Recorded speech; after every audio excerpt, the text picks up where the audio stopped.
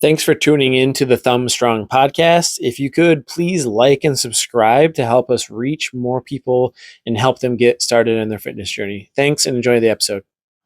All right, we are live. Welcome back to another episode of the Thumb Strong podcast. We've welcomed Barry back since DeLorean is gone this week. And you can come next week too. You don't have to. He passed his test. Yeah, he passed his test. In the first one. Yeah. Officially personal trainer, and the podcast was fantastic. So He passed the vibe check. I did. Yeah. The test and the vibe check. we got a couple compliments on Barry. Actually, my mom said so. Jesse said so. Jesse. Yeah. So very good. Today we're going to do another round robin. Behind what is it? Real talk. Behind Real the talk. coaching curtain. Behind the coaching curtain, and we're talking about real life health and fitness, health and Real life lifestyle, habits and struggles. coaching philosophy, right? Yep.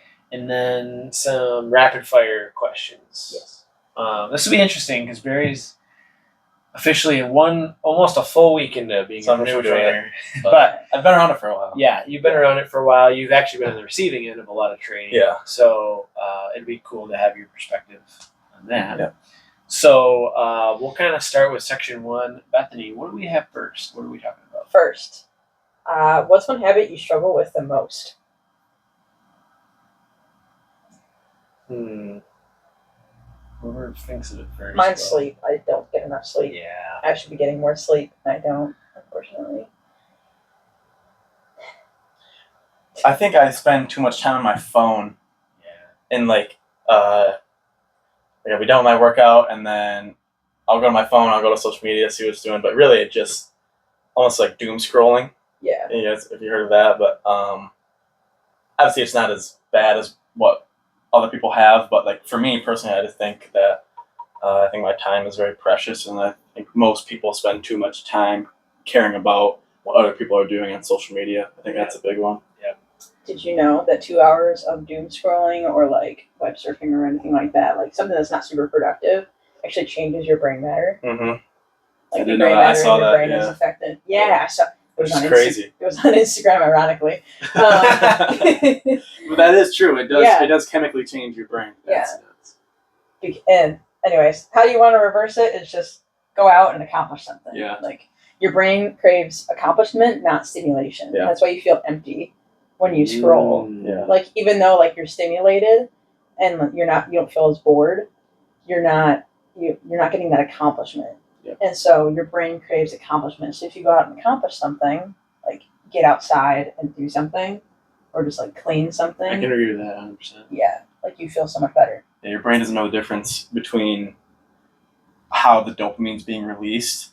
So if you have dopamine releasing while you're scrolling or things like that, but then you also have dopamine releasing when you're working out or doing something productive, Yeah.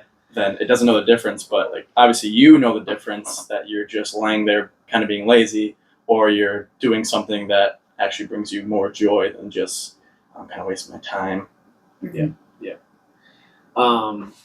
I guess What's your struggle? my habit would probably what I just told you guys before we started recording, which is I have a terrible habit of I can't have any notifications on my phone, so I'm constantly checking and eliminating notifications like all day, which is bad in the sense that I'm always checking my phone and looking at it all day, and also to what you said earlier, like I'll open a message or open a snap or open a DM on Facebook or Instagram even when I'm busy because I for some reason can't just have the notification there, and then I'll forget to get back to people or respond.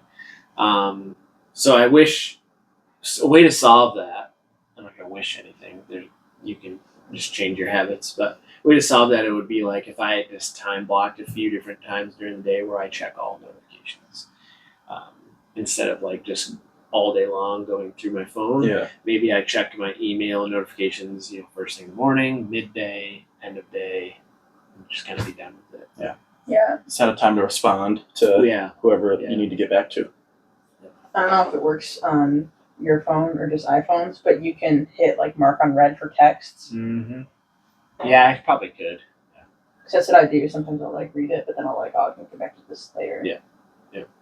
But, like, I do at least have my phone on Do Not Disturb a lot, and it's always on silent. Mhm. Because if it wasn't on silent, like it'd be vibrating Yeah. and going off all day long, And that it go would through be your watch and then super you just- distracting. Yeah, Yeah. And I made sure I did not connect texts and phone calls to Yeah. the watch because otherwise, it'd be even more distracting. You get a buzz on your wrist. You're like, oh, Yeah. oh. Talk about chronic stress and stimulation. Right there. Yeah. When you have all these things going off, like Yeah. that's what puts us in that fight or flight all day long. Mhm. Yeah. Next one. Next one. What's your go-to comfort food after a long day? Well, I have a couple. You have a couple? What's your I couple? have two examples. Every single night, I have a peanut butter jelly sandwich and an Olipop usually. Mhm. Like 3 or 4 nights a week, I'll have a root beer Olipop. That's my thing lately, anyway. And then, so that's like a weekly thing every night of the week. And then usually every weekend, as most people know by now, is ice cream Yeah. blizzards. That'd be my comfort go-to snack treat. And usually it's only like a couple times. I'd say I get ice cream. It's like my once a week thing. As you guys know, I like to try different recipes, That's like healthy right. recipes. And I just made this one, like apple slice one, that was supposed to be like a Samoa cookie. Didn't taste like a Samoa cookie, but it was still really It good. was still really good. And so I like to try new things and try different like healthier options. So I'll do that. I'm a really big fruit guy, so if there's any fruit, anything, like I love fruit. That's a big one for me, and I think fruit's a good one. That if you are that snacking type of person, that one, it's filling, especially if you have something like a watermelon where there's a lot of it, but it's really not that many calories. Yeah. Fruit like that, it's very filling. Cures your sweet tooth. Cures your sweet tooth too. That's the big thing for me. But any fruit, and then, but if I was to go like a sweet treat, probably a chocolate covered strawberry, or I like hard serve ice cream. Yeah. So that's it, with a waffle cone. See, I'm the kind of the opposite. Like, I am a creature of habit. Like, we get blizzards quite a bit, Uh-huh. and I literally get the same blizzard like every single time. Yeah. I really struggle to try a new one because I'm worried I won't like it. And Yeah. I love the other ones, so like, might as well stick with it. Yeah. Yeah. See, as I'm not picky enough, so I'm just like, I'm like, I have too many options. Ice cream is ice cream. It's just I have too many options. It depends on what you're in the mood for. 'Cause, True. Like, yeah. Anywho's, we'll go to the next one. What's one thing clients would be surprised to know about you?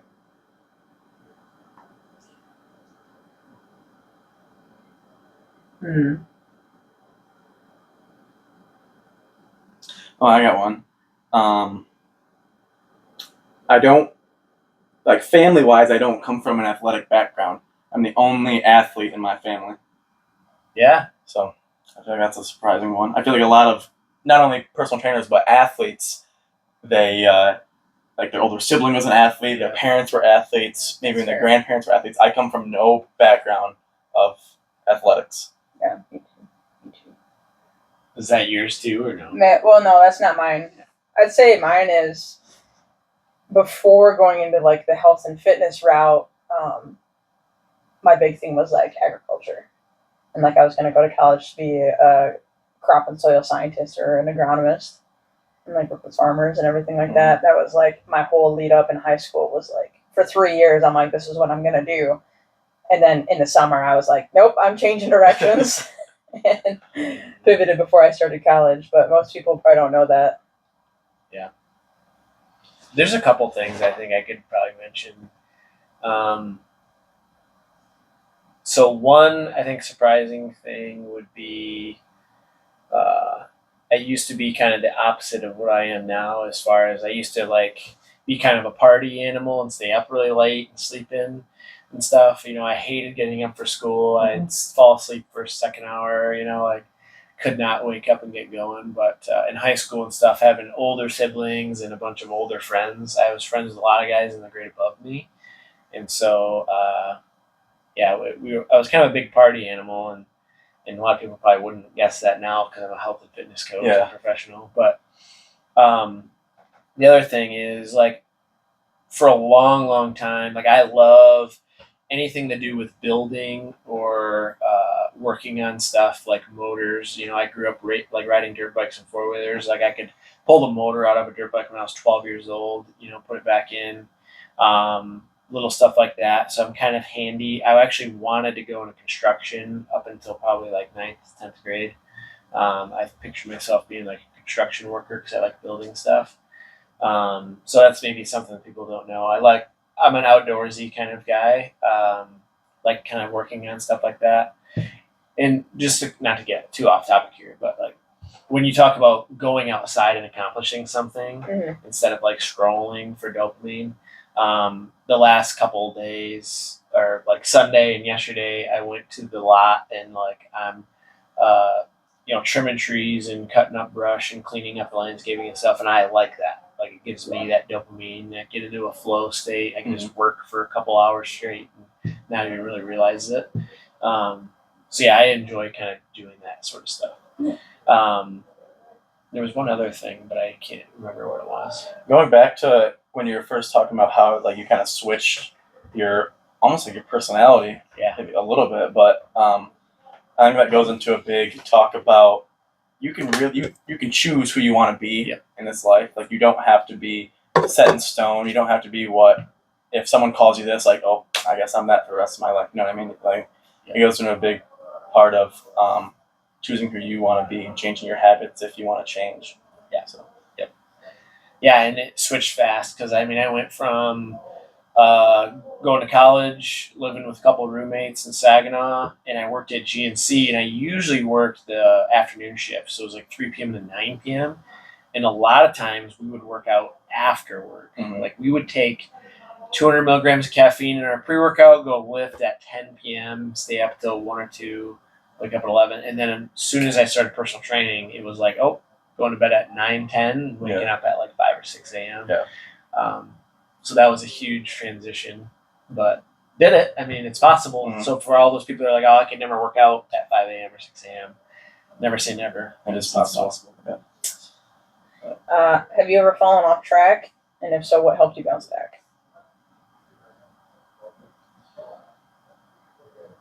I think when I think of like falling off track, for me, I've always been pretty consistent with working out. But when I feel like if other people think of falling off track, they think of their diet. And Yeah. I believe that you can fall off track of your diet, but like once you fall off track, that's not really falling off track. It's almost just like, okay, I had this treat that I liked, but tomorrow it'll be okay. Like I'll just not having to start again, but I'll just continue being on this health plan or So would diet. you say you've ever fallen off track since you've really gotten into a routine? Yeah. Yeah. Yeah.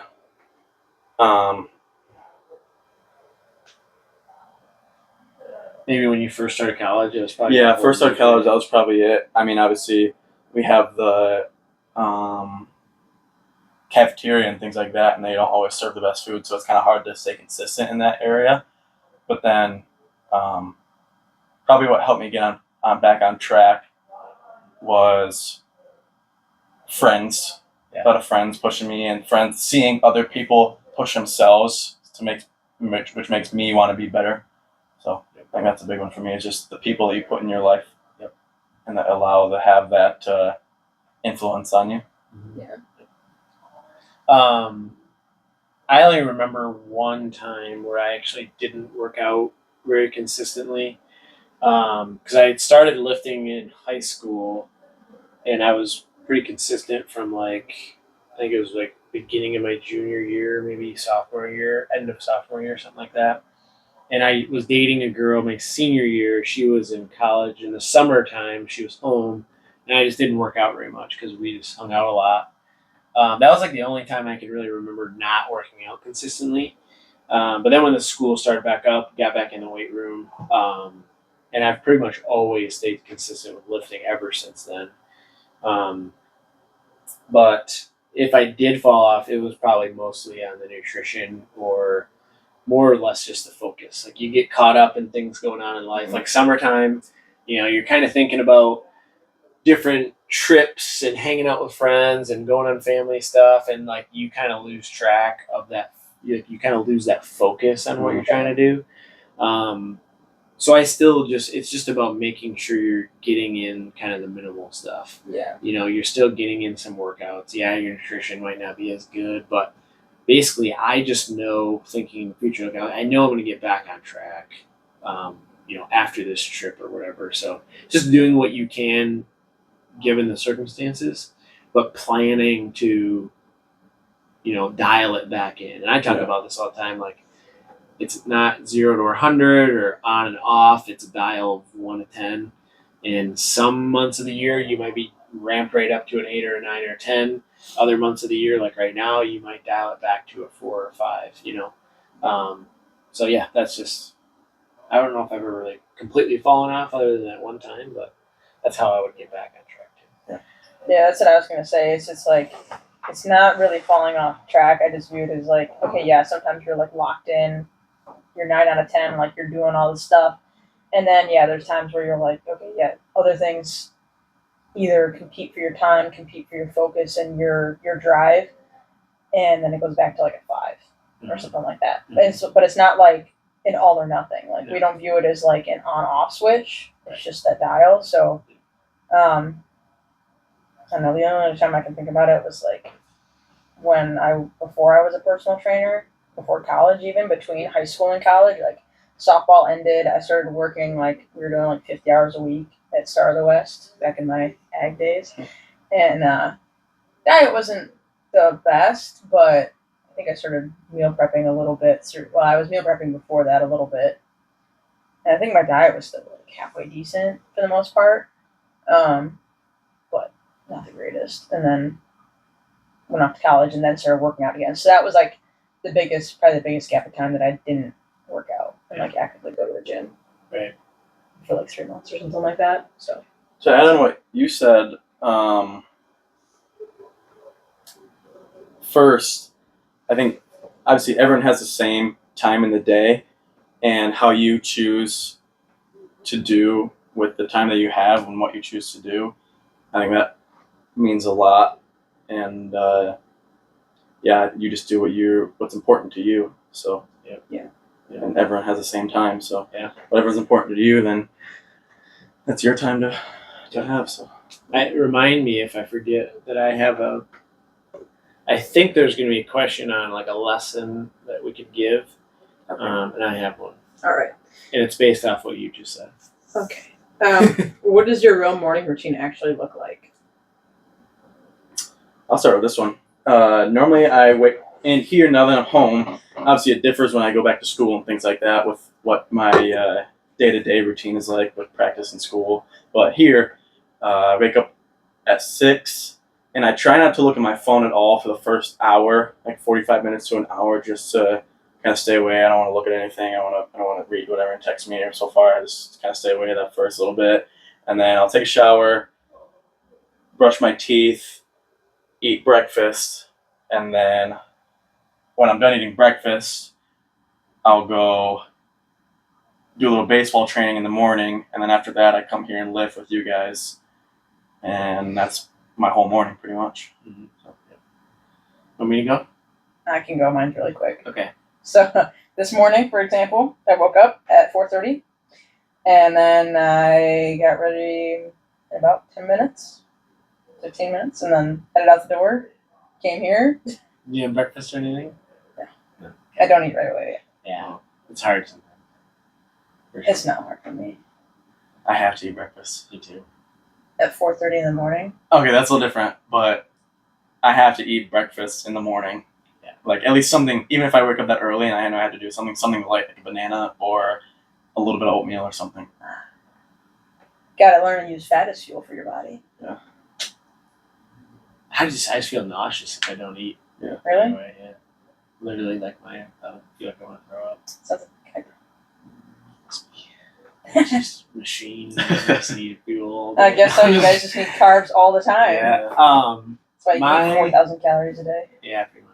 My routine is, it's the same regardless, because I get up a little bit different time on Tuesdays and Thursdays, but I try not to snooze. So I promised myself I wouldn't snooze like 5 years ago, and I have done it maybe like less than 10 times. So I will lay there for a couple minutes. Like this morning, it was hard to get up, so I did lay there just to kind of wake up a little bit.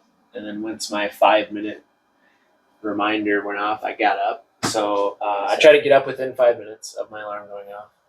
And then I go to the bathroom, I get dressed, I wash my face with cold water in my head, I brush my teeth. I usually, if Katie's not working, I'll take the dog out. And then I will make my early bird drink. So I do early bird, which has 100 milligrams of caffeine, some electrolytes, and antioxidants with added electrolytes. I'll drink that as I'm kind of getting my stuff together to come to work.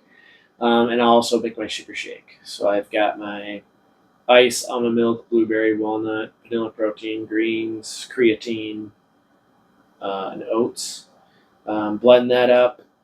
I will sit down on the couch after I finish my shake for about 5 minutes, and I'll just check my email real quick. And then after I finish my early bird drink, I head out the door and come to the gym. Or Tuesdays and Thursdays, I'll go to my office and I'll start doing any kind of. Usually, it's working on some marketing posts, emails, that kind of stuff. Yep. All right, let's move on to section 2. Okay. This one is quote, "If I could only," and relates to preferences and coaching philosophy.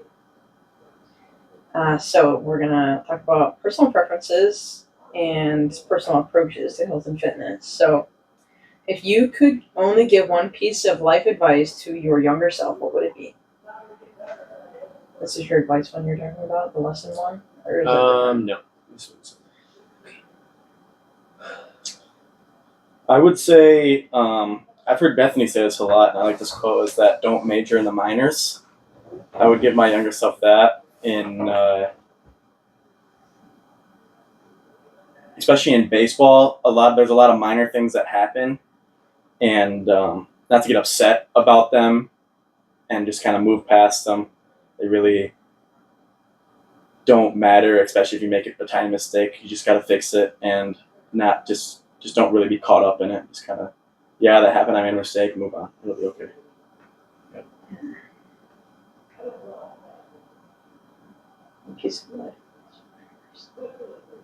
Yeah, I'm struggling with this One one. piece? That's hard. Yeah. One thing that just popped into my mind that I would give myself the advice to seek out and learn about stuff that I'm interested sooner. Like, I've learned so much from mentors over the last 9 years. I wish I would have started a little bit sooner and cared a little bit more about that kind of stuff. Which obviously, when you're like a teenager, you're not really worried about. But just more personal development, really early on. Learning from mentors and adopting those habits at an earlier age, I would say. It's kind of silly, but you can start as young as it's legal to start investing in the S&P 500. There you go.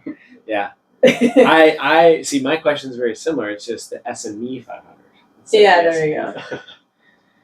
But it's like time is your greatest asset when you're young, and so that's a good advice. Time is your greatest asset when you're young. So it's like use the time when you have less responsibilities and more time to invest in yourself and for your future. So yeah, whether that is educating yourself and all that kind of stuff, or putting money away, because then it compounds like crazy. Like learning about that stuff. Like, yeah, if you start investing in your 20s versus if you start in your 30s, you're light years ahead. Yep. And it's only a 10-year difference. But it makes that much time because your money's working for you for a longer time. So there you go, Barry. We'll have to get you set up with an investment account. We'll have to start that. Thanks, guys. Yep. What's next? Next is, if you had to start your fitness journey all over again, what would you do differently? Ooh. I would definitely focus more on the fundamentals, the functional movements. I would definitely focus more on mobility and warm ups and cool down stretches and stuff, so that way I didn't develop a back injury when I was 18. For me, it's hard to like say that I'd like to change it because I had coaches like you, and I had a good start. So, like me, I wouldn't change anything because I had such good trainers like you guys to help me and tailored it with the kids fit camps and things like that. So I think there's very good. Like I said, I just had a good trainer, so someone knew he was talking about. Yeah, Kudos so to Taylor. I didn't have that, so that's why I said like I definitely needed to learn the fundamentals, the basics with form and technique, and then definitely like the mobility and warm ups and more of the functional movements, and not just like, when I started, it was like, all right, we're gonna go and bench every day of the week and do arms and shoulders. It was like we didn't do much for legs or anything else. We didn't really warm up. Our warm up was literally walk into the gym and then you bench 135 for warm up, and then you built from there. That was it. So yeah. For me, there's nothing about like my current journey that I changed because everything's led me to this point. Besides starting earlier, I would have started earlier. Yeah, me too. Yep, that's a good point too. Yeah. Yep. So yeah, if you think it's too late to start, it's never too late. Absolutely. You're always gonna wish you started earlier. I was just talking about that the other day. So, like I just had my birthday last week, and I'm only 31. Okay, so people in their 40s or 50s are like, "Oh, you're still super young yet," But then there's like I remember being a teenager hearing from people in their 30s, "Oh, you're really young." And then you got people that are in their 60s saying, "Oh, you're only 40." And then you get people in their 70s, "Oh, you're only in your 50s." And then you get people in their 80s, "Oh, you're only 60." Like, it literally just continues to cascade. It's like, okay, you should never be able to say, "Oh, I wish I was that age again. Oh, I could do that if I was that age again," until you're like on your last breath. Like, there's literally never a time where you're too old to start doing anything. You know what I mean? Yeah. Like, it just keeps going down the line. Everybody has that excuse. It's like, "Oh, I wish I was 40 again. Oh, I wish I was 30 again." Yeah. But then you got to realize if you're 50, you've got a 70-year-old that's doing stuff that you're doing, saying, "Oh, you're only 50." So you think you're old, even though you've got the 7-year-old thinking, "Oh, you're only 50. You could do that." And there You know are what I mean? lots of clients here that are 50, 60, 70, 80. 8. Yeah, we just had the 8 birthday for Maggie. She just turned 80. She's been doing my mom's classes for like 5-6 years. Her friend Marge is 85, I think, 84. Marion's 94. So it's like, if she can do it, there's literally no excuse for anybody else, to at least do something. Yeah. Age, when you say old or young or older, younger, it's always just in relation to where you're at, wherever that person is at. Yep. And it's always like when you're 15, you think 30's old. Yep. Then when you're 30, you're like, "Oh yeah, like I'm not old. Like I'm still young. Like I'm still kicking. I'm doing all this great stuff." Yep. And then, like, it's always just in comparison to where you're at. Yep. And it's literally so subjective. Mm-hmm. So, and everybody's like, "Oh yeah, they can do that because they're young, or they can do that because it's this," and it's like, big pet peeve. No. Yeah. At least you want to do something. But anyways, let's move on. Yep. Sweet. Next. If you could only choose one word to describe your approach to coaching, what would it be and why?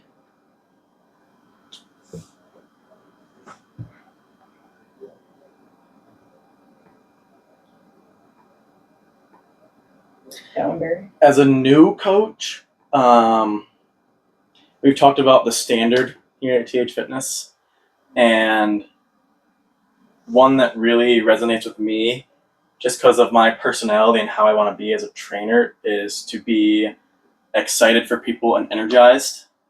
I think that's a big one. I think that brings out the best in not only yourself, but your clients that you have. So I think just being excited that they're there and energized while they're there is a good thing to do. What do you think? Ooh, what's my coaching? My one word? Yeah, I don't know. I don't know. it's really hard. I feel like I need to ask people. That was a good one, Barry. Yeah, that would be a good one to ask. I would Like, need if you to, had to like- describe my coaching style in one word. Yeah. I guess the only word that came to my head, and I really didn't think about it long enough, but was fun. I'm the guy that's like, hey, it's Fun Friday, let's go. Get everybody kind of fired up and pumped up. I like to have fun with clients. I believe if you don't make it fun, they won't want to do it. Which consistency is the number one reason why somebody doesn't achieve a goal. It's literally the number one reason. And then the second one behind that is like nutrition and diet, why people don't achieve their goal. So if I can make it fun and they actually want to come here, I know that eventually, over time, they're going to achieve that goal or something's going to click where everything else falls into place. So I'd say my approach to coaching is realistic. it's a good one. I'd say it's Yeah. realistic to wherever anybody is at. And Meeting where they're at, yeah. yeah. It's good. So, if you had to pick one mindset shift that changes everything, what would it be? One shift that changes everything. So this is kind of what I wanted to talk about. Your lesson thing? Yeah, this is kind of the lesson. Is Okay. the mindset shift would be somebody else is doing it, so you can too. Mhm. Meaning, we hear all the time like, "Oh, I'm a mom of 3 and they're all in sports. I can't work out. I have no time or energy." Prove that to be true, and I'll tell you, okay, it's fine that you don't need to do that. But I can guarantee you there's another mom with 3 kids all in sports who is doing it. So if they could do it, you could do it. Like, there's always somebody out there doing what you want to do or you wish you could do in the same exact circumstance that you're in my opinion. Yeah. There's always somebody out there doing more, that's busier, that has less time, that has less energy. That's kind of a motivator for me, is like, okay, there's another 31-year-old gym owner out there that's probably doing more than me. I could do it too. Like, Yeah. what else can I do, I'll go really quick, unless you want to go, Barry. Go ahead. Okay. Never mind. So one thing that I would say is the fact that you can create your own reality. Shifting that mindset of like, you can change how you perceive the world, which most people don't think that they can. Just kind of like how you said, you can change yourself. Like, you're not set in this one way. You can change how you perceive things, either by like zooming way out instead of just having this like super narrow view. Zoom out and like view life as a whole, all that kind of stuff. But also just whatever you're focusing on, your brain is going to search for, and you're going to find more of it. There's literally a region in the brain that is like the filter system, right? And so if you're like, life's unfair, you're going to find all the reasons why life's unfair. If you're like, oh man, like, I'm so unhappy, I'm so depressed, it's like you're going to find more reasons to be depressed. But then if you're like, oh yeah, I'm like, life's great, like, I'm happy, I'm doing good, then you're going to find more reasons to be happy and more reasons to be upbeat. What is that? The reticular Activating system. So here's an example. Yes. Here's an example of how that works. The car. Bethany, you bought your parents' car, a couple years ago. It's Yeah. like a maroon Ford Escape. And for you, getting that car, and anybody else that's gotten a new car in the last couple of years, this is probably going to click. As soon as you got that car, what happened? Every time you drive anywhere, you start noticing that car everywhere in different parking lots. I even noticed your car just because you come to work every day, and I saw it. I went, "Oh, Bethany got a new car." Yeah. I started noticing freaking maroon Escapes all over the place. Yep. So that's just literally proof that, oh, I recognize, oh, I got this new car. Oh, all of a sudden my brain starts recognizing that all over the place. Yeah, and it's not like people are automatically going and buying those cars. Right. It's they've always been there. You just never noticed it because your Yeah. brain's like, that's not important. Yes. That reticular activating system is like what is important and then what's not. Yeah. And so go look up the like Stanford experiment. It's like a Stanford gorilla experiment or something. Yeah. Might not be Stanford, but so they have people, you gotta like count basketball passes Yeah. between the white team, right? And What- so you're Yeah, like white and black team white and or black team, whatever, and it says count how many passes are made between the team. the white And there's team, just yeah. for the white team how many passes. So you're focusing on the white team passing the basketball, and it's like what 15 or 30 Something seconds like long. that. Yeah, And at the end of the video it says, "Did you notice the gorilla?" yeah. And halfway into the video, a gorilla literally comes in, like waves its hand in the background, and then walks away. And only 50% of the people actually notice. Yeah, I didn't notice it when I watched it. Yeah. Because I was like, I'm counting these things, man. Yeah. I want to get that right. Yeah. You get it right at the end. It's like, yeah, okay, it's 15 passes or whatever. And it's like, did you notice the gorilla? Yeah. And you're like, what Yeah. gorilla? And then you watch the video, and it's like, oh my god, how did I Yeah. not see that? Yeah. Yeah. It was wild.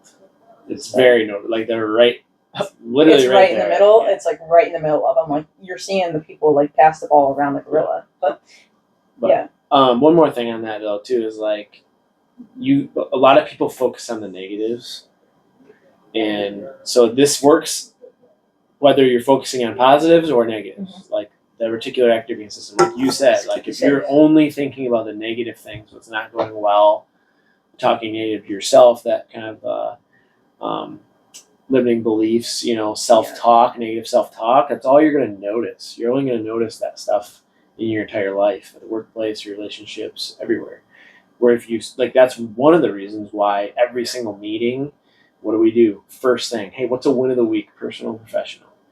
If you can start recognizing more wins, focusing on what's going well in life, and practicing better self-talk, you're going to start noticing it all over in your life. Mm-hmm. Better experiences, better mood, better things are going to happen. Right? Yeah. It's like your personal algorithm. Yep. Yeah. Pretty awesome. What's next? Is there one more? Yes. And then a rapid fire. If you could only coach one type of client forever, who would it be and why?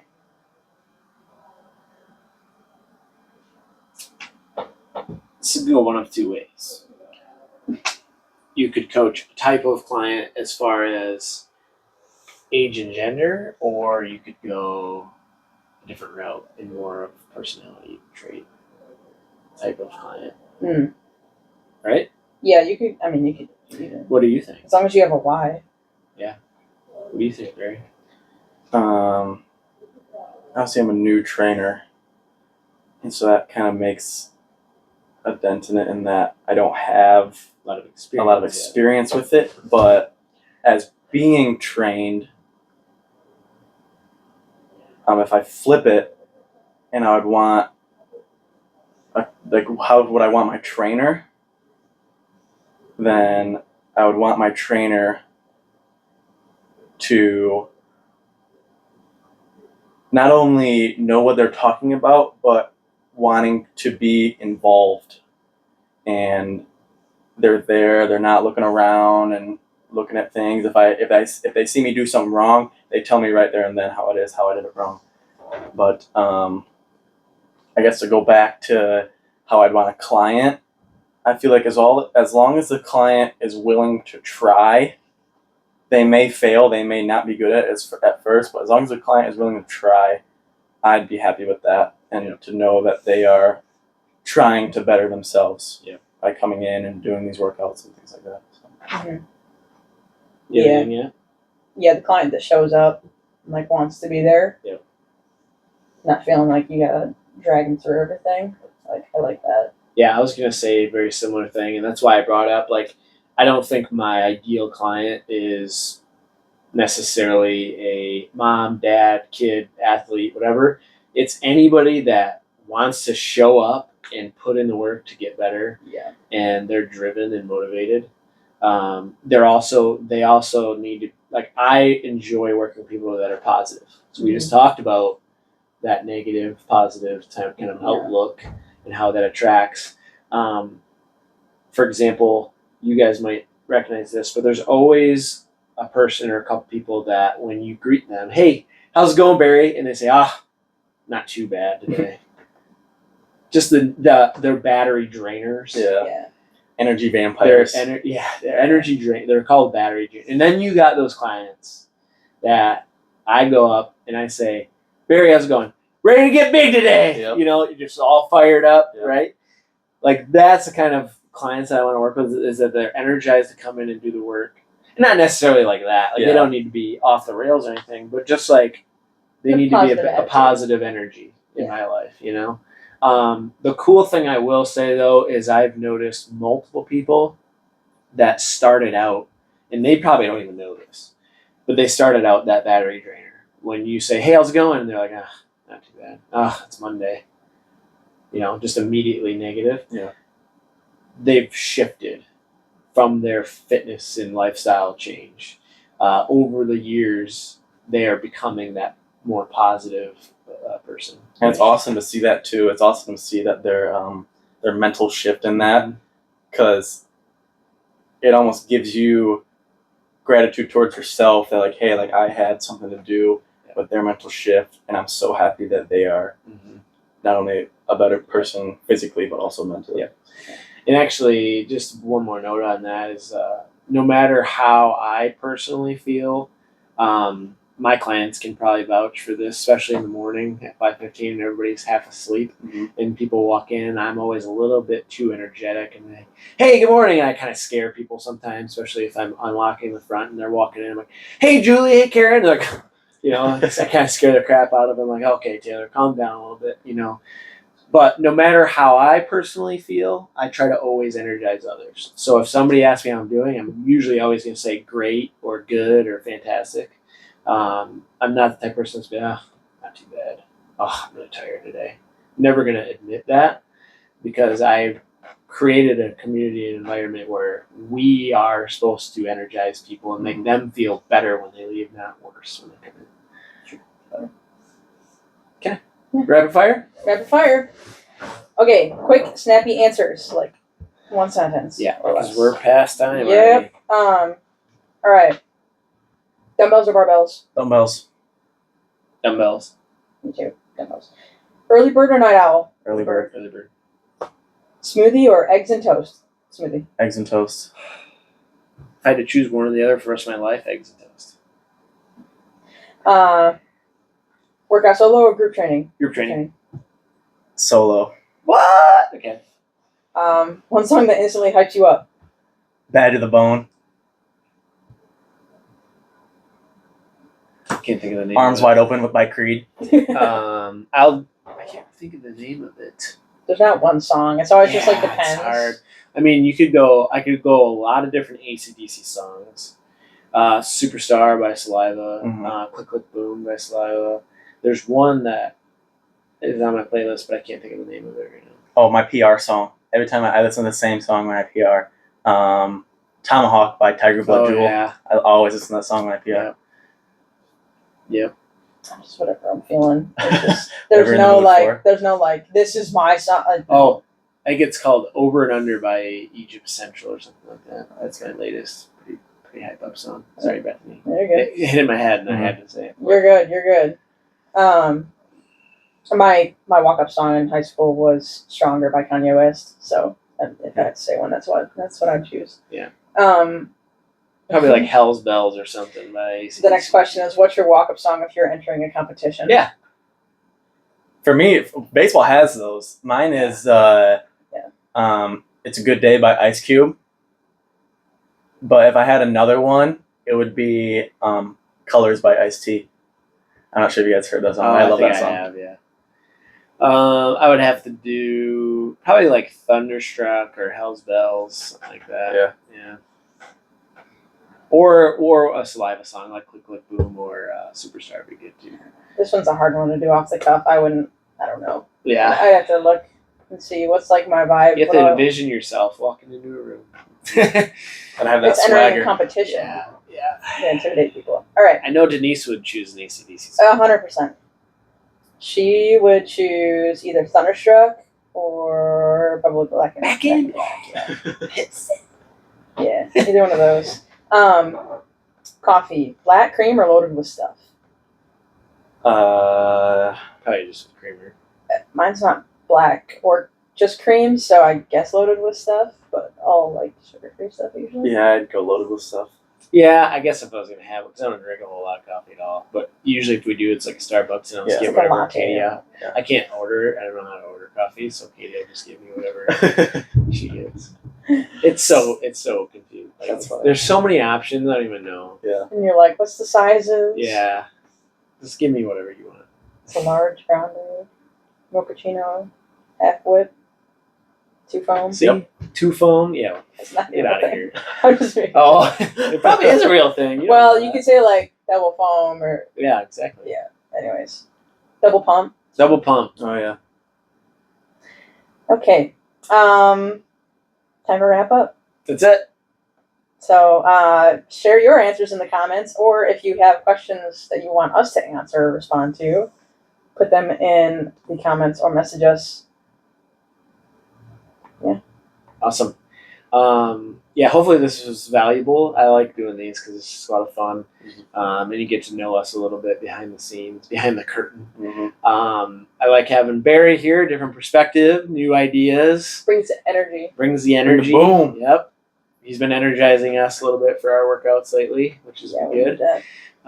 So yeah, until next time, stay healthy. Make sure you like and subscribe. Share it with somebody to help us reach more people and help change more lives and become thumb strong. Until next time, see ya. Have a good day.